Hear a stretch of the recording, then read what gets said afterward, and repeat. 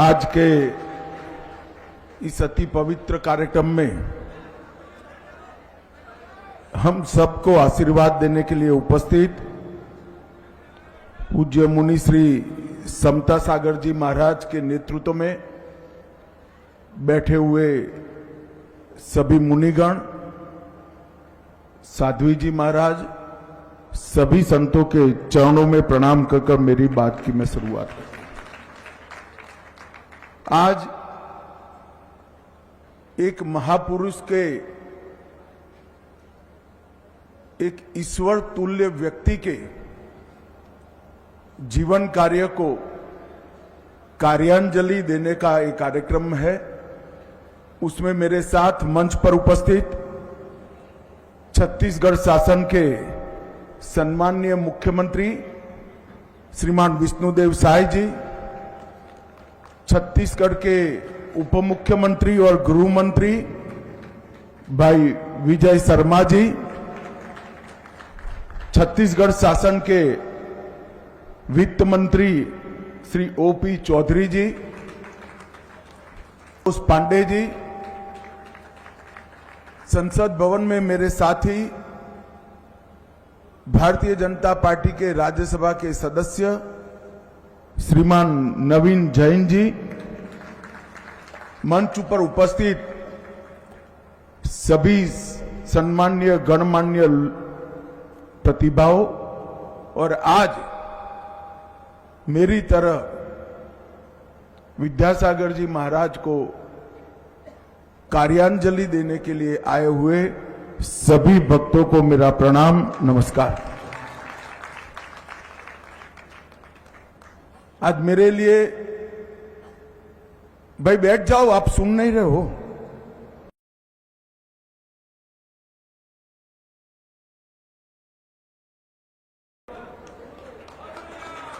Please बैठ जाइए, मेरा आपसे विनम्र निवेदन है, बैठ जाइए।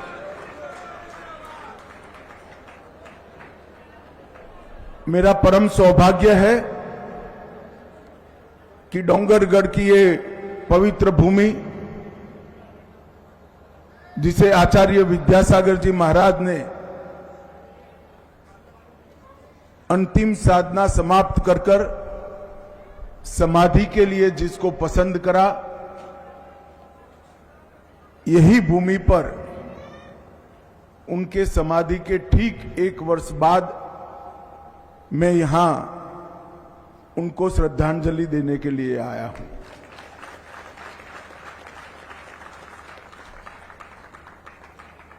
मैं मन से मानता हूं कि आचार्य जी केवल एक संत नहीं थे, जैनाचार्य नहीं थे, वो एक प्रकार से एक युग पुरुष थे, जिन्होंने एक नए विचार का, नए युग का प्रवर्तन किया। ऐसा उनका जीवन कार्य रहा। आज पीछे मुड़कर देखते हैं तो कर्नाटक में जन्मे एक बालक की तप साधना से भारत, भारतीय संस्कृति, भारतीय भाषाएं और भारत की पहचान, इसके वो अपने कर्म से ज्योतिर्धर बने। और शायद ही ये सम्मान किसी धार्मिक संत को मिला होगा जिन्होंने धर्म के साथ साथ देश की पहचान को विश्व भर में व्याख्यायित करने का काम। मुझे मेरे जीवन में कई बार, 5 बार मैं आचार्य जी के चरणों में बैठा हूं। हर बार उनका आग्रह रहता था कि हमारी भाषाएं, इसका संरक्षण और संवर्धन होना चाहिए, हमारी संस्कृति अक्षुण्ण रहनी चाहिए, भारत का गौरव, भारतीयता का गौरव विश्व भर में दिगंत तक फैलना चाहिए, और भारत की पहचान इंडिया नहीं, अपने नाम से भारत से होना चाहिए। और भाइयों बहनों, पूरा विश्व अचंभे में पड़ गया जब G20 की मेजबानी भारत कर रहा था और G20 का जो निमंत्रण विश्व भर के राष्ट्राध्यक्षों को गया, वहां प्राइम मिनिस्टर ऑफ इंडिया की जगह प्राइम मिनिस्टर ऑफ भारत लिखकर निमंत्रण।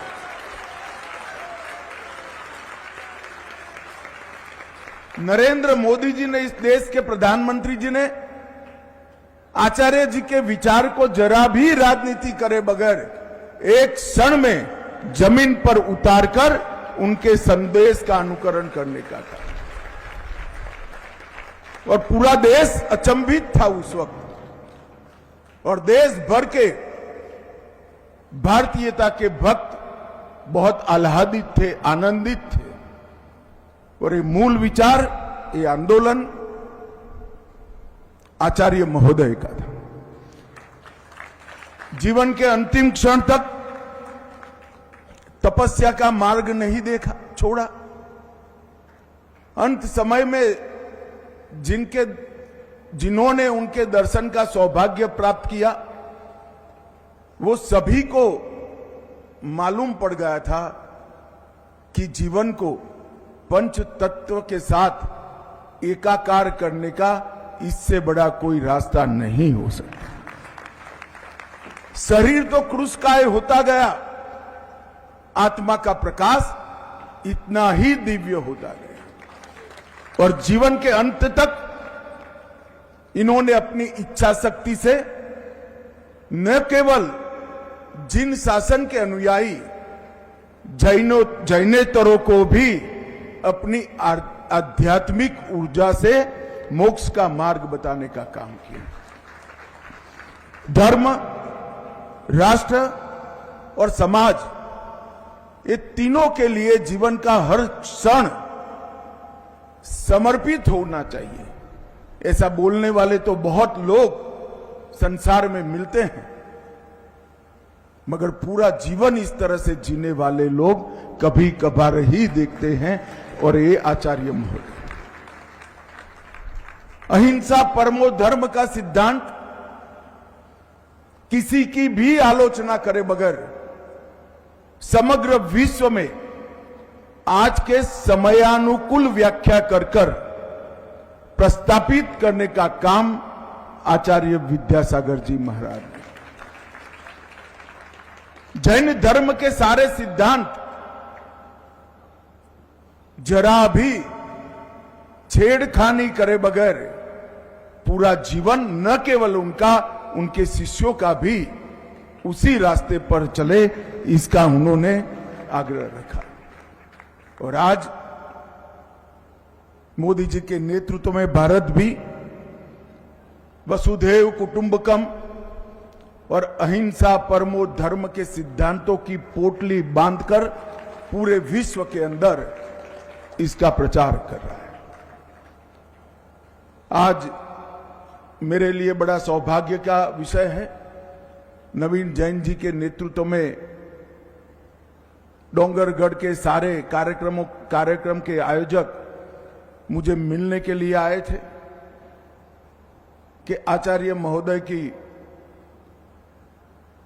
समाधि की पहली वर्षगांठ पर 100 रुपये का सिक्का उनके स्मारक में रिजर्व बैंक ऑफ इंडिया जारी करें और 5 रुपये का एक कवल लिफाफा आचार्य जी के जीवन कवन को वर्णित करने वाला भी उसको जारी करें। मैंने जैसे ही ये दरखास्त मोदी जी के सामने रखी, उन्होंने एक क्षण में कहा कि आप आगे बढ़िए और अनुमोदन करें। मैं आज पूरे भारतवर्ष की ओर से नरेंद्र मोदी जी का धन्यवाद करना चाहता हूं, क्योंकि आचार्य जी के कार्य को कार्यांजलि, ये आचार्य जी को कार्यांजलि नहीं है, ना इसकी कोई जरूरत है, मगर विद्यासागर जी महाराज के कार्य को कार्यांजलि, ये हमारी संत परंपरा का सम्मान है और इसकी बहुत जरूरत है। आज मैं यहां आया, एक भव्य समाधि स्थान का भूमि पूजन भी हुआ। मुझे विश्वास है ये स्थान युगों युगों तक आचार्य विद्यासागर के सिद्धांत, संदेश और उनके उपदेश का प्रचार का स्थान बनकर रहेगा। उनके चित्रों का भी अनावरण किया गया और बहुत उचित तरीके से उनके स्मारक का नाम विद्यायतन रखा है। पूरा जीवन जिस संत शिरोमणि ने, जिन आचार्य ने विद्या की उपासना में, परम तत्व की खोज की उपासना में खर्च किया, उनका समाधि का और कोई नाम नहीं हो सकता। मैं सभी आयोजकों को बहुत बहुत हृदय से साधुवाद देना चाहता हूं। आदिवासी क्षेत्र में कारोपनी जिला डिंडोरी मध्य प्रदेश में निशुल्क कन्या विद्यालय का, जिसमें कौशल और रोजगार दोनों सम्मिलित होंगे, और मातृभाषा में चलने वाले विद्यालय का आज शिलान्यास किया गया है और इनके 108 पद चिन्हों का भी यहां पर विमोचन किया है, जो देश भर में अलग अलग जगह पर एक त्याग का जीवन, संयम का जीवन, तपस्या का जीवन कैसा हो सकता है, इसका संदेश सभी लोगों को देंगे। हमारे देश की संत परंपरा बहुत समृद्ध है और भारतवर्ष को जब जिस भूमिका की जरूरत पड़ी, संत परंपरा ने इस भूमिका का निर्वहन किया है। संतों ने ज्ञान का सृजन भी किया, देश को एकता के सूत्र में भी बांधा। जब गुलामी का कालखंड था, संतों ने भक्ति की आहलेख के माध्यम से राष्ट्र चेतना का लौ जलाए रखा।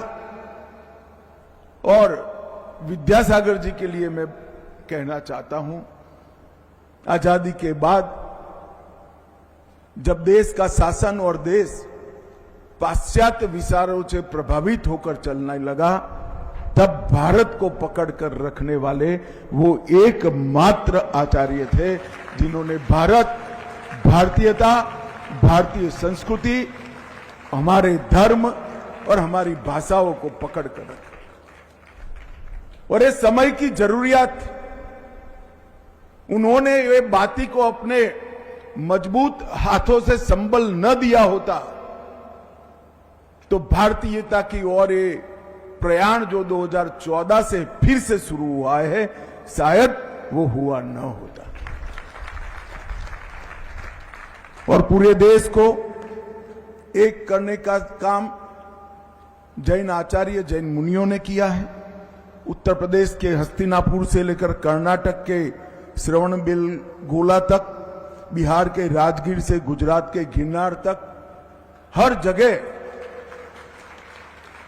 पैदल घूमकर त्याग की पराकाष्ठा का अपने कर्मों से संदेश देने का काम किया है।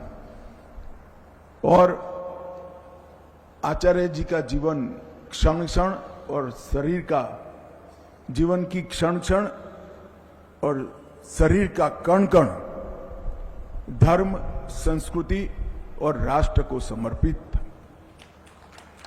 अंतिम क्षण तक खुद के देह का विचार करे बगैर राष्ट्र धर्म का निर्वहन करना, ये शायद ही कोई इतनी मनसा वाचा कर्मणा से कर सकता है जो आचार्य जी ने कहा। इन्होंने हमें सिखाया कि हमारी पहचान हमारी संस्कृति में निहित है। अगर हमारी संस्कृति ही हम गवा देते तो विश्व के सामने हमारी कोई पहचान नहीं रह जाती। और जिन शासन का संदेश संप्रदायवाद, भाषावाद, जातिवाद, ये सबसे ऊपर उठकर समभाव से सबके प्रति समान दृष्टिकोण और एक वीतरागी जीवन वो जीने वाले महान संत को मैं हृदयपूर्वक आज प्रणाम करने के लिए यहां आया हूं। इन्होंने हिंदी में मुकमाटी नाम का महाकाव्य बनाया। उन्होंने तो कागज पर लिखा, जैन श्रेष्ठियों ने इसको चांदी पर लिखकर लंबे समय तक लोगों को संदेश देने का काम किया।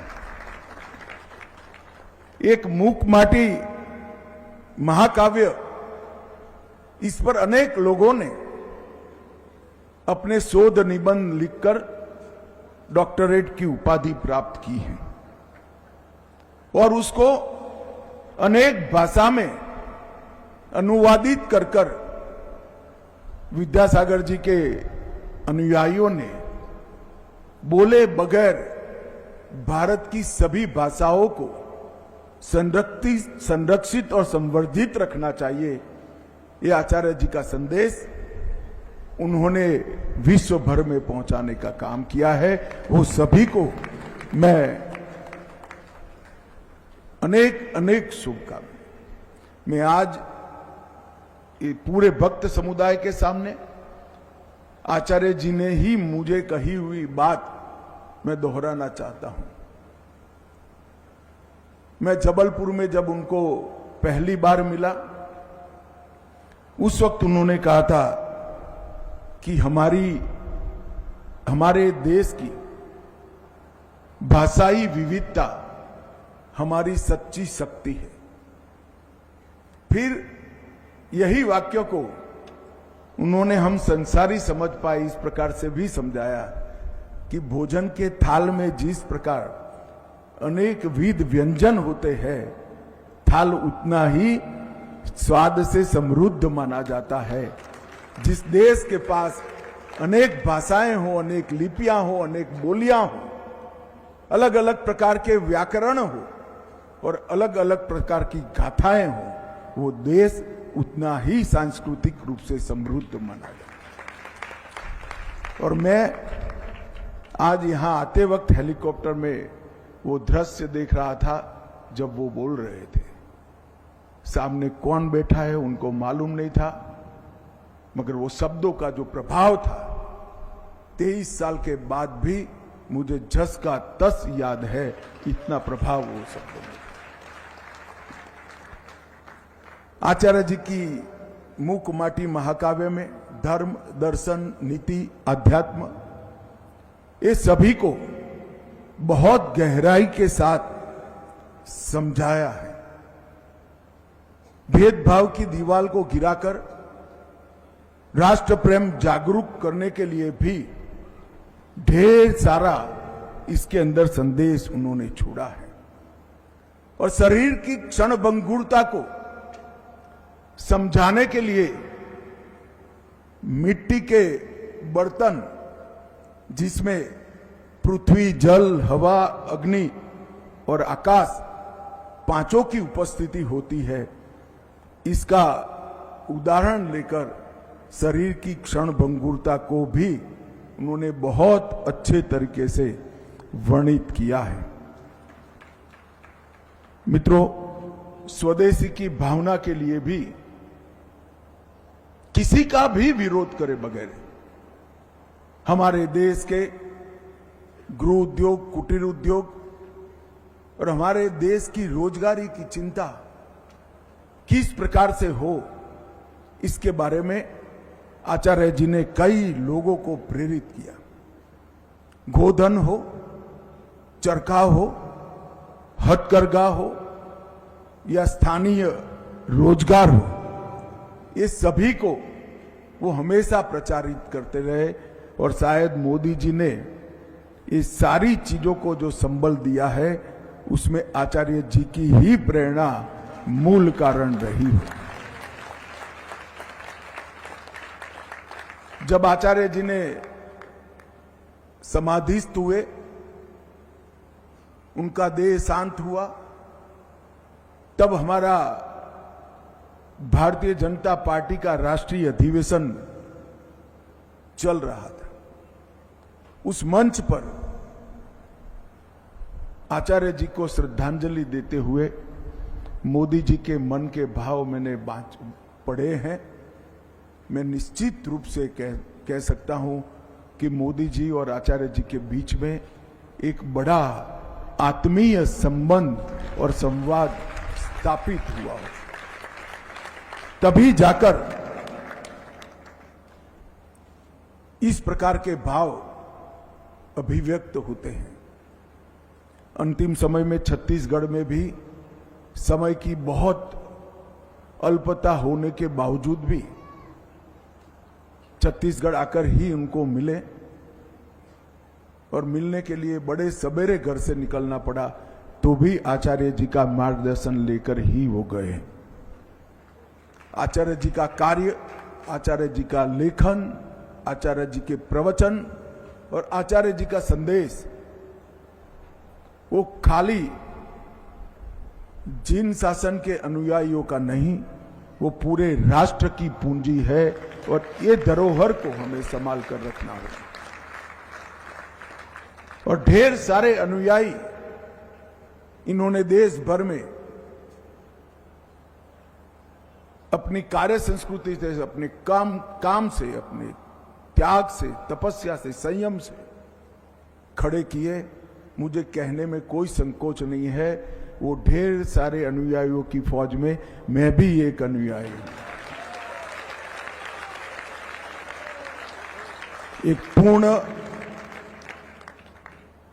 राष्ट्र को, धर्म को, संस्कृति को समर्पित जीवन, और इस जीवन के मानचित्र को कोई अगर रेखांकित करना चाहता है तो कल्प वृक्ष का ही मानचित्र सामने रख देना पड़ेगा। एक कल्प वृक्ष की भांति जीवन जीने का काम आचार्य जी ने कहा किया, जिसके हर क्षण से राष्ट्र को संबल मिला, ताकत मिली, धर्म और प्रबल हुआ, त्याग और संयम का प्रचार हुआ। आज इस स्थान पर सभी लोगों ने मिलकर एक भव्य समाधि स्थान बनाने का तय किया है।